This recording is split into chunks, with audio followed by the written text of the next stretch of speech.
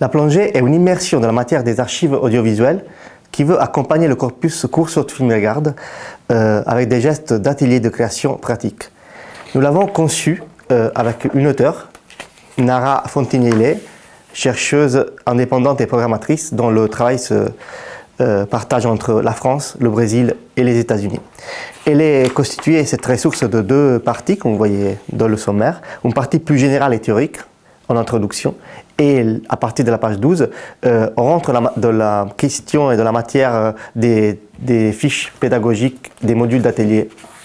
La première partie, justement la partie théorique, propose des définitions multiples d'archives audiovisuelles, et présente des enjeux philosophiques que la prise en main de cette matière pour des gestes contemporains implique.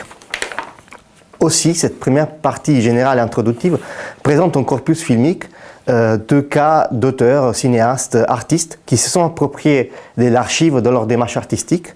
On plonge donc dans l'histoire du cinéma comme Chris Marker, jusqu'à des cas plus récents et liés à l'archive sportive. Par exemple, le film Les sorcières de l'Orient de Julien Faro ou Derrière le mur, la Californie de Martin Perciel. Cette partie veut contextualiser dans différentes approches cette utilisation des archives dans des gestes artistiques contemporains et aussi aspirer des programmations pour vos actions d'éducation aux images en lien avec le sport.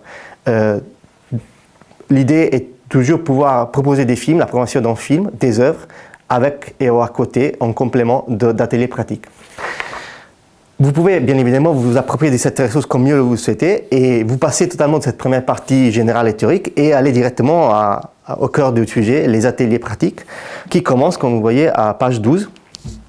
C'est une double page qui présente des interrogations et des questions fondamentales que l'intervenant pose ou doit poser à chaque groupe avant le travail de chaque atelier.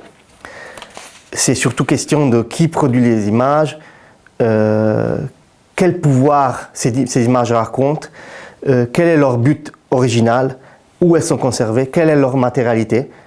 Donc des préoccupations générales que la matière des archives pose à un travail d'atelier. S'ensuit les fiches ateliers qui sont toujours conçues en double page. Il y en a 5 conçus de façon spécifique pour leur temps scolaire et 2 en fin de document pour le temps scolaire. On va y venir. Chaque atelier est présenté de la même façon. Le concept, c'est-à-dire le petit résumé de ce que l'atelier vise, le format, atelier long, moyen, court, la durée type de l'atelier, le nombre de participants idéal, la tranche d'âge et les besoins techniques, matériels, d'équipement. Ça aussi, bien évidemment, il reste une proposition et donc chaque intervenant doit et peut adapter la fiche atelier selon le contexte, le lieu, le groupe avec lequel il a affaire.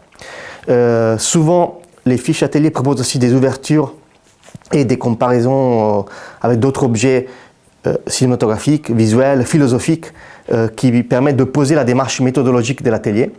Et pour finir, le déroulé type de l'activité par séance.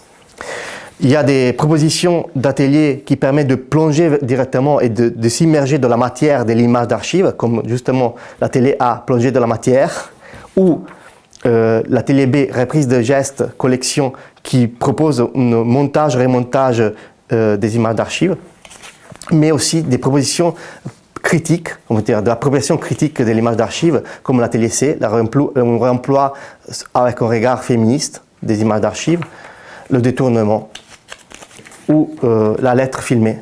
Je vous parle d'eux. À partir de page 24, on trouve les 2 fiches atelier temps scolaire. Devant l'image, pensée plutôt pour le niveau collège, et la plongée de la matière pour le niveau primaire.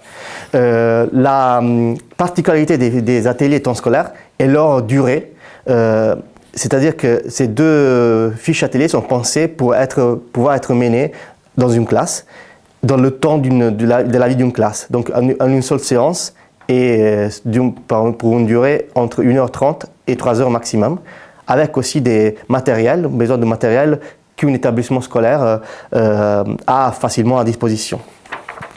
La ressource finit enfin avec une présentation de bibliographie d'ouvrages, articles et références Internet qui vous permettront d'aller plus loin dans cette recherche.